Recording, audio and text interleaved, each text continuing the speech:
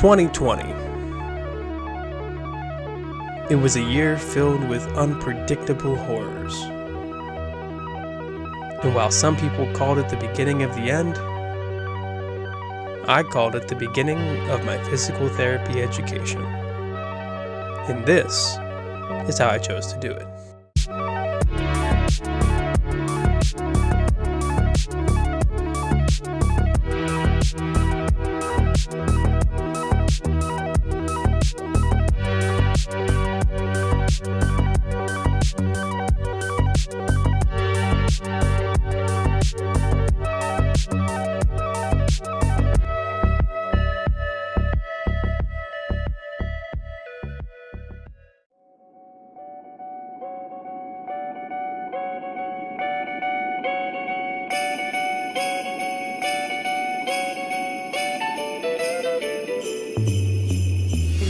Checking. Someone clap. Cool, perfect. Welcome back to final day, second semester. As you can see, our squad is preparing the Last Supper before we, I can't make that face like it canceled. It's crunch time, hour till the final. But we're gonna get through this. It's just reached that mode where you can't study anymore, but David is attempting to. I don't know how. Oh, he's doing chess now? Okay. Well, at least we're all on the same page here. But keeping up with my undergrad tradition, I'm wearing my ugly Christmas sweater to finals to lighten the mood. And I sent out a message in the group chat seeing who else in the class will stand ugly Christmas sweater finals. We'll see. But if it gives you any idea how my final studying schedule has gone, that dartboard wasn't up before Sunday. And judging by the amount of holes, we have used our fair share of the board. I'll check in with you guys after the exam. Till then, good luck throw to see how I do on the test.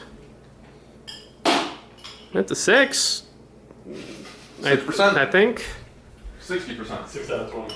All right, I'm guaranteed 6. Wish me luck, boys.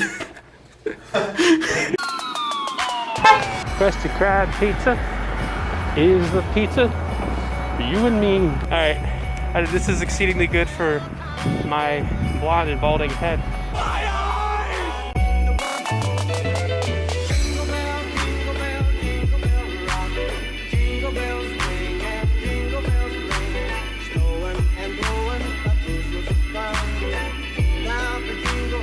I like it. Temperature. G.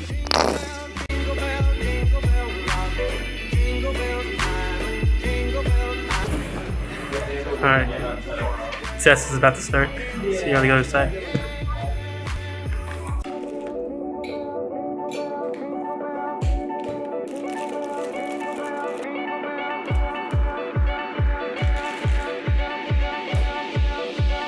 Ho, ho, ho.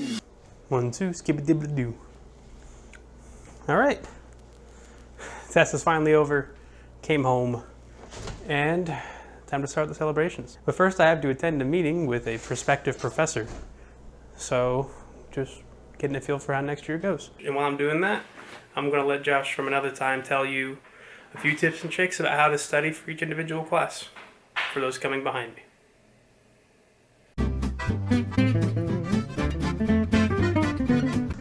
First off is clin skills. So the important part about clinical skills is understanding key concepts such as the important thing to learn about clinical skills is patient transfer skills, pathological gait, and basic signs and symptoms that warrant screening.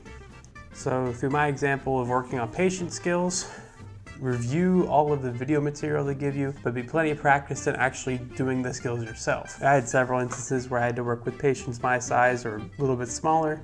Switch around different partners, make sure you're comfortable with different body types, different people, and doing the skills by yourself, especially in max-dependent situations. Secondary is pathological gait. You have the 8 main stages of gait you walk through, so be familiar with all of those in order and then what their critical events are going to be. And from there, if you know what the normal is, you can pick out the abnormal, and from there, you can find out what is the cause of the abnormality based on the position it occurs in. And the final thing is screening. This is going to go along the lines of most of your first aid tech, first aid certification, or if you've had any clinical experience thus far.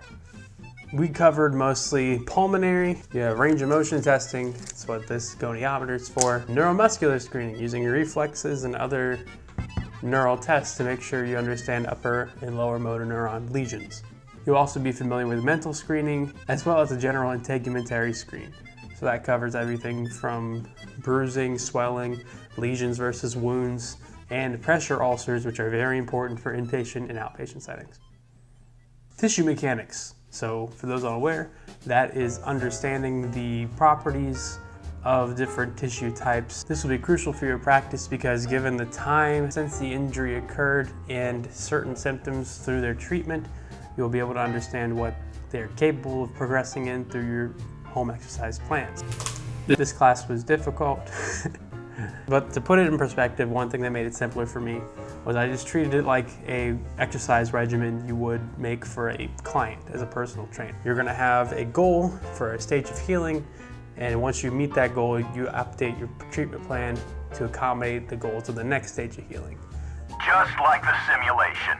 So if you work your way from the bottom at acute to proliferative to mature. Impressive. That helps you keep in a mindset of how things progress and just understanding the different time frames in which healing occurs. The next was clinical medicine, which honestly, this sounds like a bit of a blow-off class, but it seemed easier than the others. Reason being, our professor, Dr. V, made it really clear and really easy to us what we needed to study. Bless up, Dr. V. I like your class. If anything, if you have a problem with this class, I would just speak with the professor or a group before you. Just ask, hey, what is relevant for clinical practice? Speaking of what is relevant to clinical practice, neuroanatomy. I know 1,000 facts about the neural system and all of them are wrong. Neuroanatomy was the course I spent the longest studying for, without a doubt. I did not have a neuroanatomy background coming into grad school. I learned a lot in this program, and especially in this class. As far as application to clinical settings go, or trying to study this, here's a guy I found studying. Ninja Nerd right here is an amazing resource I found studying in the last couple days before my final. And he helped break down complicated topics such as the corticospinal tracts, all the different neural pathways inside the brain, and all the different cortical regions into understandable, roughly hour-long lectures. I cannot recommend this enough. You have to find a way to learn your way. And in this class, I pretty much went to him. That's it for my finals review. Overall went pretty well. I actually didn't fail any of them so far. So if it looks like I'll be making more vlogs next time. And after that, I made some cinnamon rolls. If you're interested to see how I did it, leave a comment down below and I'll make a separate video showing you the process. Alright, so here I am once again at the dumpster, about to celebrate my last dumpster sunset here on campus this semester. Apparently the sky tweeted something terrible and well, sunset's been canceled. I guess that's what I get for living in Ohio. Sunsets at 4:40 and you don't even get to see it. With that being said, I'm gonna go home now. Got an hour drive and then I got food waiting for me that I didn't have to make for once in the last 3 months. I want to thank you all for joining me on this journey. 2 semesters down, 7 more to go. Please like and subscribe if you like this content. And hopefully I'll have something Christmas related coming out by the time this one airs. Or I'll make the Christmas video first, I don't know. It's just my break. Schedule is out the window. Thank you for tagging along, and I hope you enjoyed your time here. Thank you, and I'll see you in the next one. Merry Christmas.